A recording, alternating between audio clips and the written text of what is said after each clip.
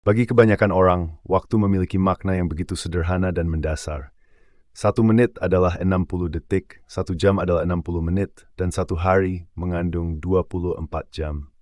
Hampir semua orang mengakui seakan bersepakat akan konsep linear dari waktu ini. Namun, pernahkah kau merenung lebih dalam?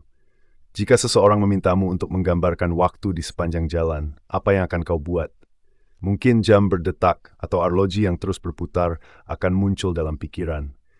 Atau mungkin kalender dengan tanda X di setiap hari sebagai lambang perjalanan yang tak pernah berhenti. Namun, gambar-gambar itu hanya menangkap rupa fisik waktu, bukan hakikatnya. Misteri dari waktu, yang selalu mengintai, tak terelakkan, tetap tersembunyi bahkan dari para pemikir terpandai di dunia ini.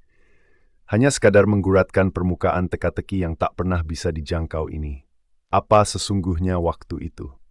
Aristoteles pernah berkata, waktu adalah misteri yang paling misterius dari segala misteri.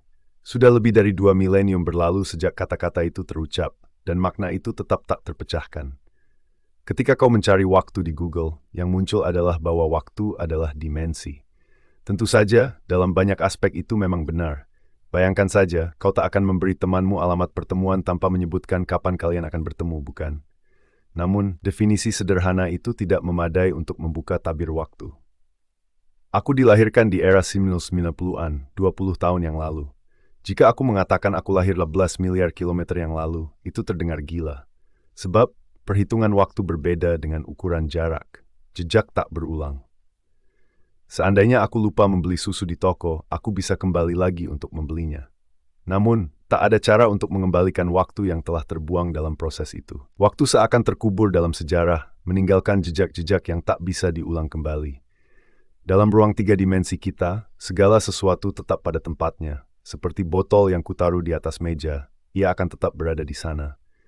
Tetapi waktu, dengan kekuatannya, akan membuat botol itu rapuh dan pecah.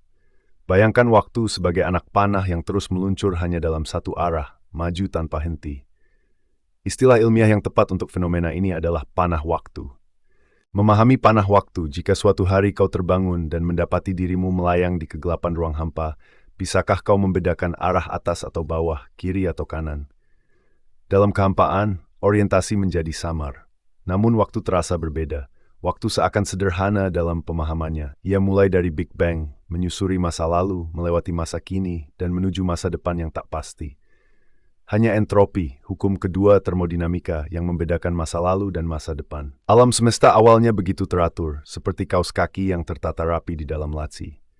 Namun sejak Big Bang, entropi meningkat, mengakibatkan kekacauan yang menghasilkan galaksi, bintang, dan planet-planet. Dalam kehidupan manusia, entropi menentukan arah waktu yang tak bisa dibalik.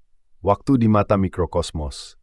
Pada skala besar, panah waktu ini tampak sangat nyata, mengatur kelahiran, kehidupan, dan kematian segala sesuatu. Namun di tingkat mikroskopis, entropi dan waktu menjadi kabur. Jika kau merekam dirimu memecahkan telur dan menuangnya ke dalam mangkuk, lalu memutarnya terbalik, perbedaan arah waktu sangat jelas. Tetapi dengan ayunan pendulum, apakah orang yang lewat akan sadar jika kau memutar rekamannya ke belakang? Di skala makro, waktu tampak seperti garis lurus. Namun di tingkat paling dasar, ia bergerak bolak-balik. Masa lalu dan masa depan seakan tak ada bedanya.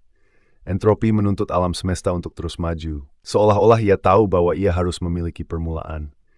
Big Bang mungkin adalah awal dari segala sesuatu yang kita kenal, namun mungkin juga bukan. Bahkan dengan teori relativitas Einstein, kita hanya mampu melacak waktu hingga detik pertama setelah Big Bang. Di luar itu, persamaan kita runtuh, tak mampu menembus misteri sebelum awal mula yang kita kenal. Entropi, alam semesta, dan teori segalanya. Alam semesta kita berkembang dan entropi meningkat tanpa henti. Mungkin hingga batas akhir ketika segala sesuatu terpisah begitu jauh, hingga ruang angkasa nyaris kosong. Namun dalam skala waktu kosmik, fluktuasi kuantum mungkin memungkinkan penurunan entropi secara acak menciptakan keadaan yang mirip dengan Big Bang. Jika kita bisa menyatukan fisika kuantum dengan relativitas Einstein, mungkin kita akan dapat menjembatani pemahaman kita antara skala mikroskopis atom dan skala kosmik galaksi, bintang, dan lubang hitam. Banyak ilmuwan berusaha merumuskan teori segalanya yang mungkin memberikan jawaban tentang mengapa alam semesta ada. Teori ini mungkin akan mengungkapkan multiverse, semesta lain di luar jangkauan kita. Waktu yang tidak berpihak. Waktu, dalam kebisuan yang menggema, terus bergerak tanpa berpaling. Ia melampaui setiap peristiwa, setiap kemunculan bintang dan kehancurannya. Ketika kita menengadah pada malam berbintang, memandang galaksi yang begitu jauh hingga cahayanya memerlukan jutaan tahun untuk sampai ke bumi, kita menyaksikan gambaran dari masa lampau. Bintang-bintang itu mungkin telah padam jauh sebelum cahaya terakhir mereka mencapai mata kita. Dalam keabadian yang seakan tanpa batas ini, waktu mempermainkan jarak dan kesementaraan dengan indah sekaligus getir. Waktu adalah penjaga rahasia terbesar kehidupan. Kita hanya bisa merasakan arusnya, terbawa tanpa dapat menentangnya. Ia menjelma dalam kenangan, dalam kerinduan akan masa yang telah berlalu dan harapan yang meraba masa depan. Sebab, pada akhirnya, kita bukanlah sekadar saksi, tetapi bagian dari tarian panjang entropi yang tak pernah selesai. Mendekati teori segalanya. Bagi para peneliti, waktu bukan sekadar satuan, melainkan rasi bintang menuju pencarian terbesar manusia, teori segalanya. Sebuah teori yang kelak mungkin menjelaskan mengapa kita ada, mengapa alam semesta memilih arah waktu seperti ini, mengapa entropi mengiringi setiap desah nafas kosmos. Teori ini diyakini mampu membuka tabir rahasia, mengungkap apakah ada semesta-semesta lain yang sejajar namun berbeda, sebuah kemungkinan multiverse yang membuat keberadaan kita hanyalah satu dari tak terhingga kemungkinan. Mereka yang mengejar ilmu ini bukan hanya mencoba memahami kosmos tetapi menelusuri jejak-jejak menuju makna. Relativitas dan kuantum seolah membentuk dua dunia yang saling berbicara, namun tetap terpisah. Dalam ruang inilah, fisika kuantum dan relativitas berusaha dijalin dalam sebuah kisah besar, yang tidak hanya menjelaskan asal-usul alam semesta, namun mungkin mengapa kita begitu terpaku dalam kerangka waktu yang terus berubah. Pengembaraan tanpa akhir. Namun, pada akhirnya, kita hanyalah pengembara yang menjejakkan langkah di tepi samudra ilmu yang luas. Waktu seperti pasir dalam genggaman terus mengalir, mengingatkan kita bahwa pemahaman tentangnya mungkin tak akan pernah benar-benar selesai. Semakin dalam kita menggali, semakin banyak misteri yang muncul.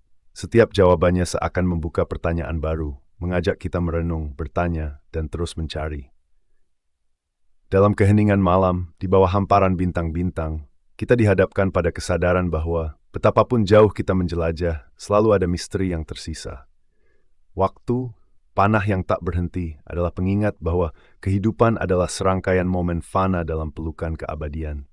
Dan dengan demikian, seperti daun yang terbang di bawah angin, kita terbawa oleh arus waktu, menyatu dalam harmoni alam semesta. Waktu tidak pernah berpihak, ia hanya terus berjalan, membawa serta rahasia terbesar yang akan selalu melampaui jangkauan pikiran manusia.